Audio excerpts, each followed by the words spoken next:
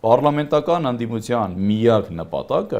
լինել իշխանական հարաբերություններում։ Ու ասեմ ավելին, այս կարգավիճակում եւ Հայաստանի Հանրապետությունը գտնվում է շատ ծանր փոփոխությունների եւ турբուլենտ իրավիճակում,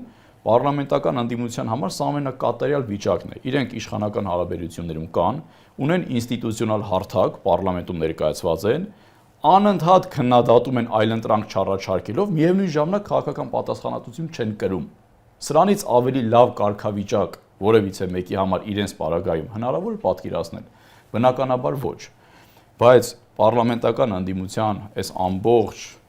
իրենց չակերտավոր ասած պայքարի միակ արդյունքը եղել է նա, որ նրանք շարունակել են ամեն գնով պահպանել իրենց մանդատները մեկ եւ պահպանել Նիկոլ Փաշինյանի իշխանությունը։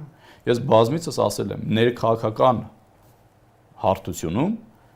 ներկայիս իշխանությունը որևիցե հենարան այլևս չունի։ Միակ հենարանը դա պարլամենտական ընդդիմությունն է։ Համոզված եմ շատ անգամ լսել եք, որ ասում են Նիկոլ Փաշինյանը այնուամենայնիվ շարունակում է շփվել ժողովրդի հետ, զգում է ժողովրդին, չէ՞, ձեռքը պուլսի վրա է պահում, ինչպես շատերը ասում են։ Հա, թեկուզ եւ գնում է, թեկուզ եւ հաճախ է գնում, բայց իմ խորին համոզմամբ, նաեւ այդ նույն բնակավարի այցելելու արդյունքում կարող եմ ասել, իմ խորին համոզմամբ, որ Նիկոլ Փաշինյանը շատ շուտվանից